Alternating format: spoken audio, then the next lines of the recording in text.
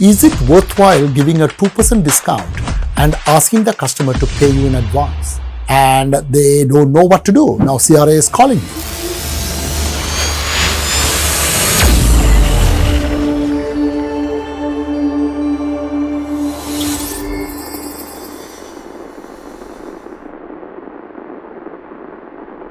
I have seen in my practice, there are many business owners, they're trying to grab a customer by giving them long credits, giving them discounted pricing.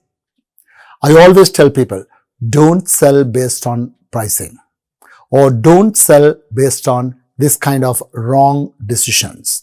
You have to sell products based on your quality, based on what you deliver, how you deliver. What is the total package is very important. What I mean by that is, for example, I have a customer who tried to grow in last 3 years more than 300%, meaning threefold.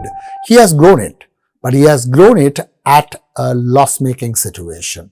That's because he is giving number one, discount. Number two, today I noticed that his account receivables are running into 120 days and even longer. Some people are not even paying 160, 180 days. That means 6 months, 8 months time frame. Now think about it in a different way. Yes, you got a customer. Yes, you think on theoretically you are making profits, but the customer is going to pay you after 3 months, 4 months, even 6 months. What is it costing you to have that 6 months financing? Because your customer, for example, if he owes you $100,000 and if you are getting that $100,000 from the bank, meaning your line of credit to pay your supplier, how much interest you are paying? Today, the business interest rate is approximately 8 or 9%. 8 or 9% on $100,000. If it is 1 year, it's about $9,000. If it is 6 months, it's about $4,500. So your product is costing you $4,500 more on financing cost. So let's talk in percentage. Is it worthwhile giving a 2% discount and asking the customer to pay you in advance? For sure, it's better to give them 2% and get the money, because money is costing you 9% per year. If you make it even half year, it is 4.5%.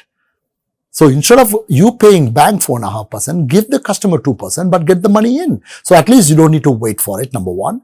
And number two, if your customer go under, or if he's getting into some real serious problem, how are you going to recover all that money? So it's always better to money in your pocket rather than in your customer's pocket. And also the other thing I have noticed many times, banks like to put hold on your money. It may be for very many reasons. They will tell you the check is very big, or they will tell you you are too new, or they will tell you this is an abnormal pattern. Whatever the reason, end of the day, whether it is a credit card, whether it is a bank, doesn't matter. If your money is on hold for 5 days, 7 days, that is your money. Somebody else is using that money, but you are not getting a benefit. So you need to negotiate with your bank to see that you get the value date immediately or next day. Like this, there are many other techniques you have to use, but at the end of the day, you need to collect that money faster. That is very much important. And not only that, in any place, just because you are making money, doesn't mean you want to keep investing. Always in stock market, they say, balance your portfolio. By that, what are they saying? They are saying, take your money, put it in different baskets. Don't take too much risk in one. The same thing, even in personal life, I always recommend people, put a little bit on RESP. RESP is for your kids' education. Put a little bit on RRSP. That is for your retirement money. In the same way, put some money as a safety net. General rule of thumb, people should have 3 months to 6 months as safety net. In today's environment, you should have 6 months contingency plan. 6 months money to fall back. Like COVID. If there is a big issue, how can you survive? Is there a way that you can survive for next 3 months or 6 months? That's a safety net you want to have. Okay. On top of that, I will give you a good example. During the COVID, a lot of people, you know what happened, a lot of people had good times, some others had bad time. But after COVID, especially in Canada, More specifically in Ontario, Toronto, the property prices went very, very high.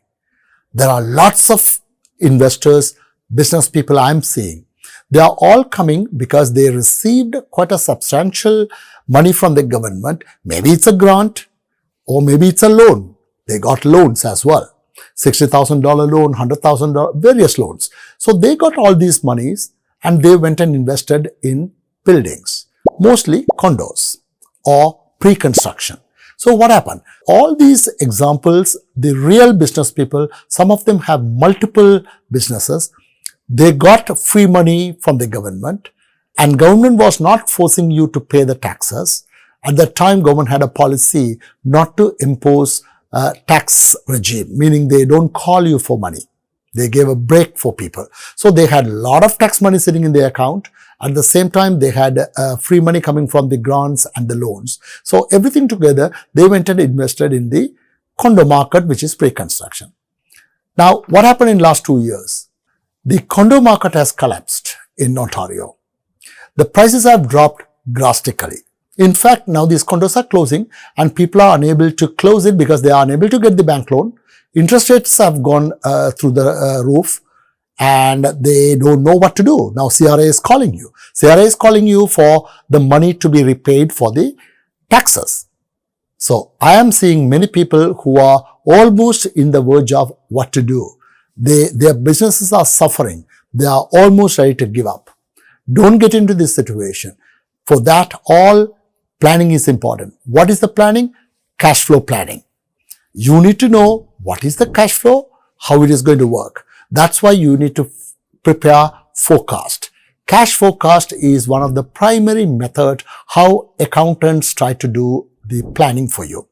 So we do the budgets and also we do the cash flow forecast. In the cash flow forecast, we identify how much is the deficit, and depending on the deficit, we will recommend whether to borrow money or whether to use some other methodologies, raising funds in some way to meet that. Otherwise, you have to change your planning.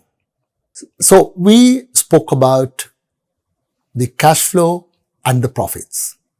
And now you understand cash flow is a very crucial thing for any small business to survive. Now, what did we learn? You have to plan your cash flow. You have to make sure you have planned all your capital expenses so that you don't just take the money from the business or from wherever and invest in other properties and other investments. So you have to plan your cash flow and do a forecast whereby you know when to invest, how much to invest. There are many different methods of doing that as well. I can explain that in a different video. So for now, how to collect money faster from your customers is very important. And at the same time, when you want to pay your suppliers, how and when, how you want to negotiate with them, whether you want to take longer period to pay. The same way with the banks, you need to negotiate when they will give you the money back and when is the value date for that. So even if you are buying a property means not only the land and building, it can be equipments, it can be any other tools. You may go on payment plans, you may get a loan or you may go on leasing. There are many techniques to adapt in this manner. If you need more information, please watch my other videos or contact us directly.